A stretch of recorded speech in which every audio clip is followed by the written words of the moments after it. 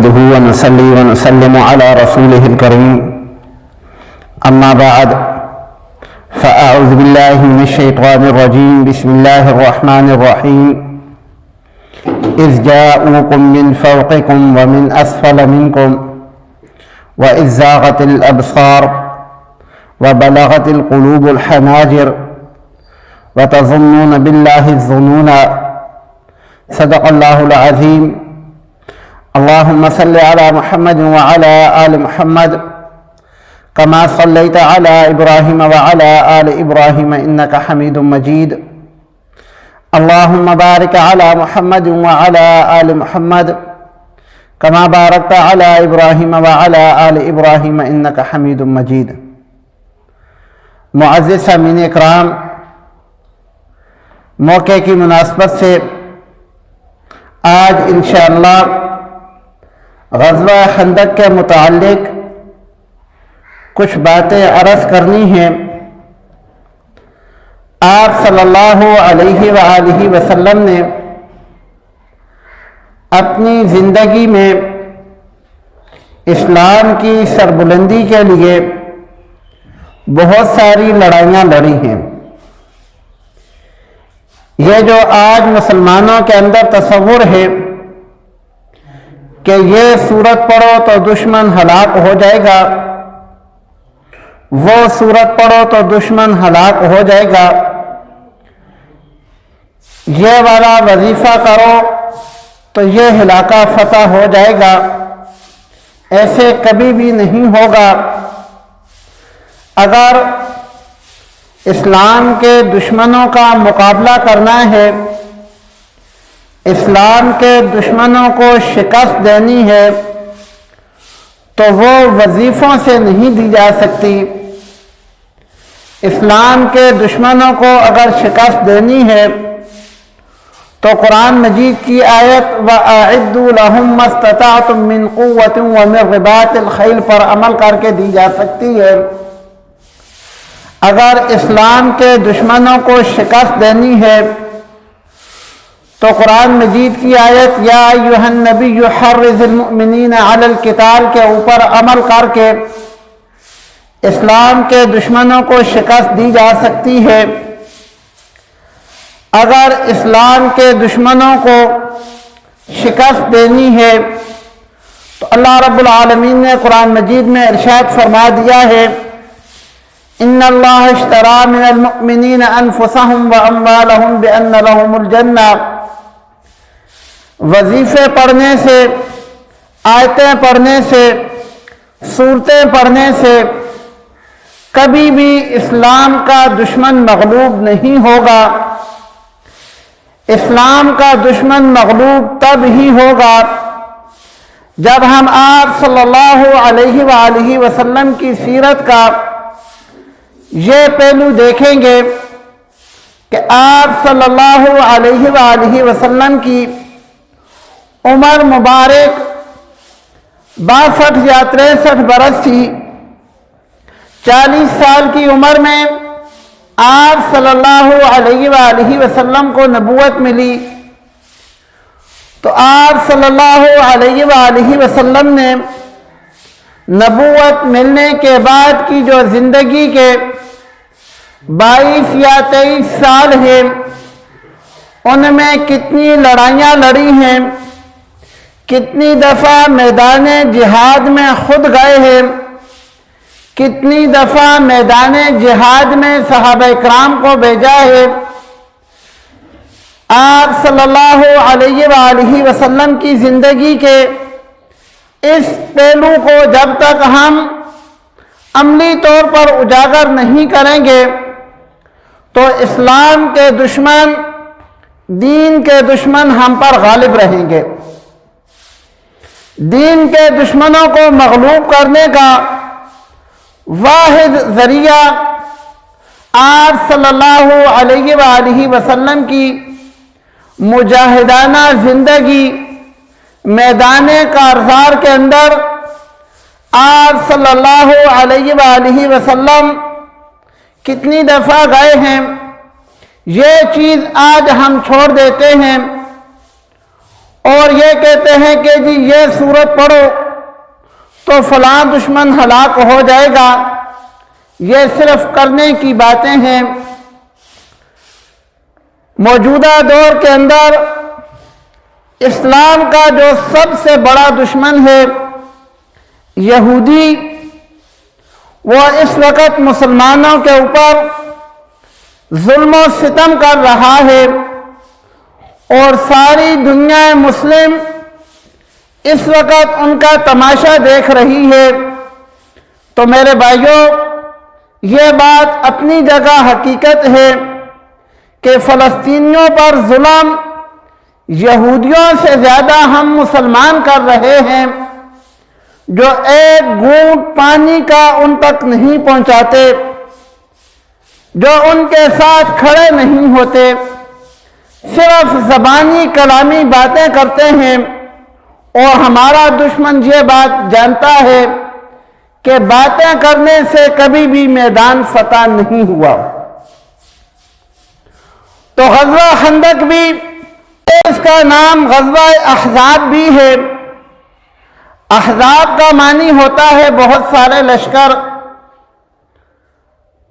غزوہ احزاب یا غزوہ خندق کا پس منظر یہ ہے کہ آپ صلی اللہ علیہ وآلہ وسلم جب مدینہ منورہ ہجرت کر کے آئے تو وہاں کے جو یہودی قبائل تھے ان کے ساتھ صلح نامہ ہوا۔ دو قبیلے بنو نذیر اور بنو قریظہ تھے۔ یہ دونوں قبیلے کفار مکہ کے کہنے میں آ گئے اور آپ صلی اللہ علیہ وآلہ وسلم کے ساتھ کیا ہوا معاہدہ توڑ دیا۔ آپ صلی اللہ علیہ وآلہ وسلم نے ان کے ساتھ دوبارہ معاہدہ کرنے کی کوشش کی تو بنو نذیر نے انکار کر دیا اور بنو قریظہ نے دوبارہ معاہدہ کر لیا۔ آپ صلی اللہ علیہ وآلہ وسلم نے بنو نذیر کو مدینہ منورہ سے نکال دیا اور بنو قریظہ جو یہودیوں کا قبیلہ تھا وہ وہیں رہنے لگ گیا۔ یہ جو بنو نذیر تھے یہ اس وقت خیبر میں اکثریت آباد ہو گئی، اور ان کے جو سردار تھے ان میں سب سے زیادہ نام حیی بن اخطب کا آتا ہے۔ اس کے بعد ابو رافع سلام، اور تیسرا نام کنان بن ربیع کا آتا ہے۔ یہ تینوں سردار بنو نذیر کے اس کوشش میں تھے کہ چونکہ ہمیں مدینہ منورہ سے نکال دیا تو ہم بھی مسلمانوں کو مدینہ منورہ کے اندر رہنے نہیں دیں گے۔ چنانچہ یہ لوگ پہلے کفار قریش کے پاس گئے اور ان سے جا کر معاہدہ کیا کہ ہم مسلمانوں کو صفحہ ہستی سے مٹانا چاہتے ہیں، آج بھی ہمارے ساتھ ہوں۔ کفار قریش غزوہ احد اور غزوہ بدر میں مسلمانوں سے اپنا بہت زیادہ جانی اور مالی نقصان اٹھا چکے تھے، لہذا وہ فوراً لڑائی کے لیے تیار ہو گئے۔ اس کے بعد یہ لوگ قبیلہ بنو غطفان کے پاس چلے گئے، ان کو بھی اپنے ساتھ ملا لیا، اور اس طرح بہت سارے لشکر تیار ہو گئے۔ کفار قریش کے ساتھ ان کا حلیف قبیلہ بنو سلیم تھا، بنو غطفان کے ساتھ بھی ان کا ایک قبیلہ حلیف موجود تھا، اور یہودیوں کے ساتھ بنو اسد کا قبیلہ تھا۔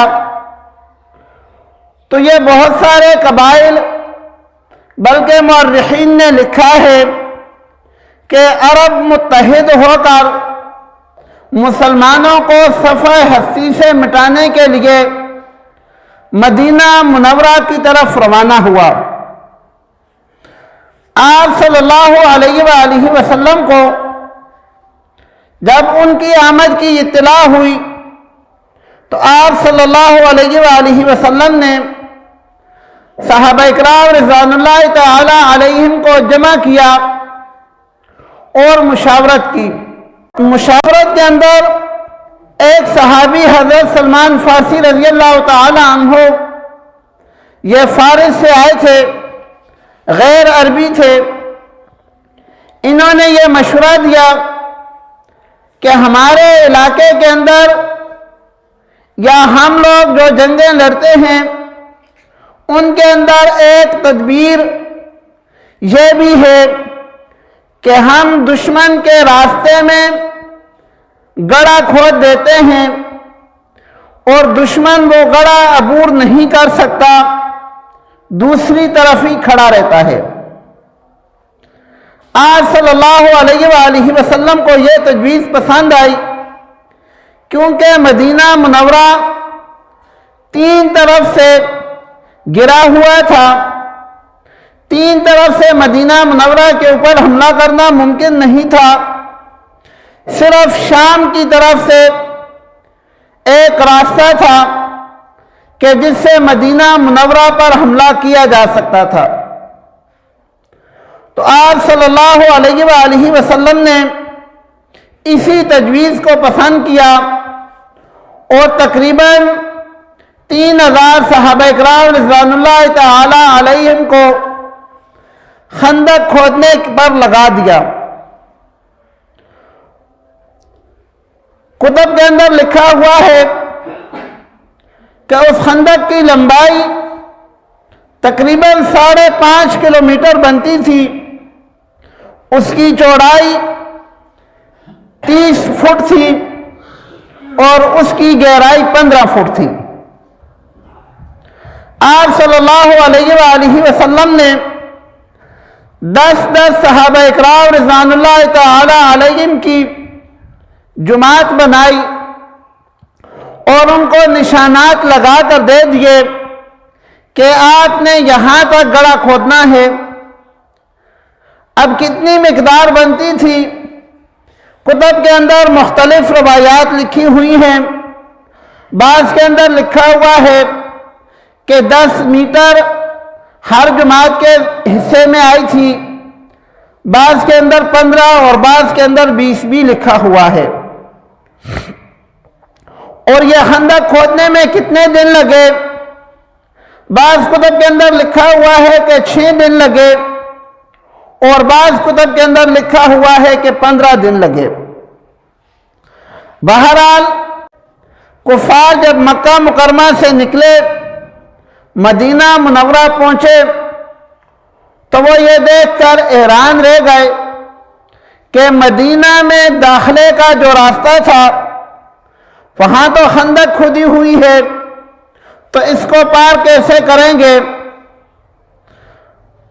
عرب کے اندر اس چیز کا رواج نہیں تھا، یہ جنگی چال غیر عرب سے آپ صلی اللہ علیہ وآلہ وسلم نے لی تھی۔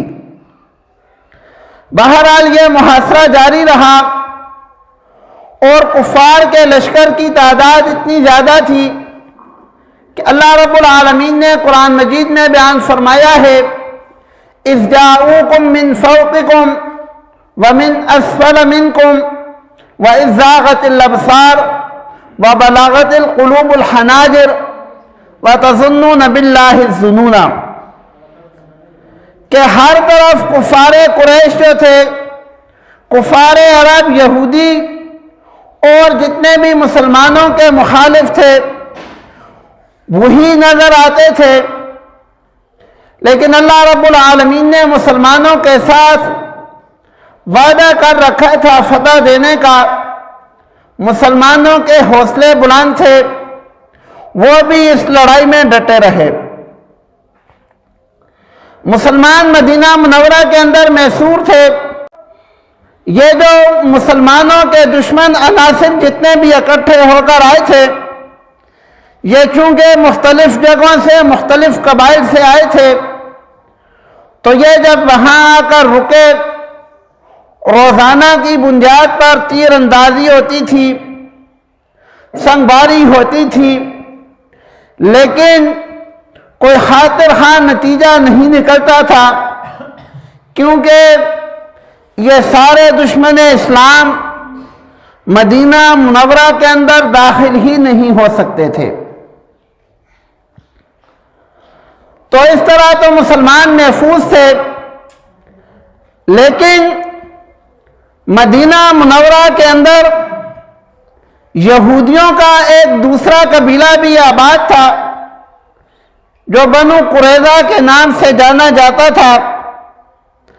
جب بنو نذیر کو آپ صلی اللہ علیہ وآلہ وسلم نے نکالا تھا تو بنو قریظہ نے دوبارہ صلح نامہ اور معاہدہ کر لیا تھا۔ یہ بنو نذیر کا جو سردار تھا حیی بن اخطب، اس نے کوشش کی اور بنو قریظہ کو پھر مسلمانوں کے خلاف کر دیا۔ اب مسلمان مدینہ کی سرحد پر دشمن کے سامنے کھڑے لڑ رہے تھے اور مدینہ کے اندر مسلمانوں کے گھرانے تھے جس میں بچے تھے، خواتین تھی اور بوڑھے لوگ تھے۔ تو یہ ایک پریشانی بن گئی کہ بنو قریظہ اگر ان پر حملہ کر دیں تو وہ تو بوڑھے ہیں، خواتین ہیں اور بچے ہیں، مجاہدین تو سارے محاذ پر ہیں۔ چنانچہ آپ صلی اللہ علیہ وآلہ وسلم نے سعد بن عبادہ اور سعد بن معاذ رضی اللہ تعالی عنہ کو بھیجا کہ آپ جا کر بنو قریظہ سے بات کرو۔ جب یہ لوگ گئے تو بنو قریظہ نے صاف صاف انکار کر دیا اور معاہدہ توڑ دیا۔ یہودیوں کا ایک آدمی مسلمانوں کے اس قلعہ کے آس پاس پھر رہا تھا جہاں پر مسلمان خواتین تھیں، تو آپ صلی اللہ علیہ وآلہ وسلم کی پھوپھی حضرت صفیہ رضی اللہ تعالی عنہا نے دیکھ لیا، انہوں نے اس کو قتل کیا۔ تو یہودی ڈر گئے کہ کہیں قلعے کے اندر مسلمان مجاہدین موجود تو نہیں ہیں، ضرور موجود ہیں، اگر نہ ہوتے تو اس کو کوئی بھی قتل نہ کرتا۔ بہرحال کچھ دنوں کے معاشرے کے بعد ان لوگوں کے لیے یہ چیز مشکل تھی کہ وہ وہاں کھڑے رہیں اور ان کو وہاں پر ان کی ضروریات مہیا کی جائیں، اور پھر اللہ رب العالمین نے مسلمانوں کے لیے اپنی مدد بھیجی۔ اللہ رب العالمین فرماتے ہیں کہ اس وقت کو یاد کرو جب اللہ رب العالمین نے تمہارے اوپر ایک طوفان بھیجا، اور یہ طوفان جب آیا تھا تو یہ جو جتنے بھی اسلام کے مخالف تھے، دشمن تھے، ان کی صفوں کے اندر ایسی درار پڑ گئی کہ ان کی ہمتیں کمزور ہو گئیں۔ اللہ رب العالمین نے وہ طوفان مسلمانوں کی مدد کے لیے بھیجا تھا۔ بہرحال اس لڑائی کے اندر غزوہ خندق یا غزوہ احزاب کے اندر سارا عرب متحد ہو کر مسلمانوں کے خلاف لڑنے آیا تھا، مگر اللہ رب العالمین نے مسلمانوں کو فتح عطا فرمائی۔ جب یہ واپس چلے گئے، اللہ رب العالمین نے قرآن مجید میں یہ ذکر کیا ہے وَرَدَّ اللَّهُ الَّذِينَ كَفَرُوا بِغَيْظِهِمْ لَمْ يَنَالُوا خَيْرًا، کہ اللہ رب العالمین نے کافروں کو غیظ و غضب اور غصے کے ساتھ واپس لوٹایا۔ لَمْ يَنَالُوا خَيْرًا، انہیں وہاں کوئی بھی اچھی چیز، کوئی بھی خیر، کوئی بھی بڑائی نہیں ملی۔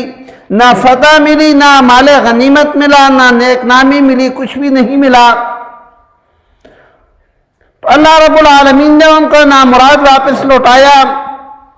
آپ صلی اللہ علیہ وآلہ وسلم نے مجاہدین کو یہ حکم دیا کہ آپ نے ابھی ہتھیار رکھنے نہیں ہیں، یہ جو بنو قریظہ نے معاہدے کی خلاف ورزی کی ہے ابھی ہم نے ان سے نمٹنا ہے۔ اور جب مسلمان مجاہدین بنو قریظہ کی طرف گئے تو بجائے اس کے کہ وہ معذرت کرتے، انہوں نے مقابلے کا فیصلہ کر لیا۔ مسلمان مجاہدین نے ان کا محاصرہ کیا، 1 مہینے تک یہ محاصرہ جاری رہا۔ 1 مہینے کے بعد یہودیوں نے سعد بن معاذ رضی اللہ تعالی عنہ کو فیصلے کے لیے مقرر کیا کہ وہ جو فیصلہ کریں ہمیں منظور ہوگا، اپنی شکست تسلیم کر لی۔ صحابی رسول نے یہ فیصلہ کیا کہ تمہارے جو لوگ لڑائی کے قابل ہیں ان کو قتل کیا جائے، عورتوں اور بچوں کو قید کیا جائے، اور تمہارا سارا جو مال ہے وہ ضبط کر کے اس کو مال غنیمت تصور کیا جائے۔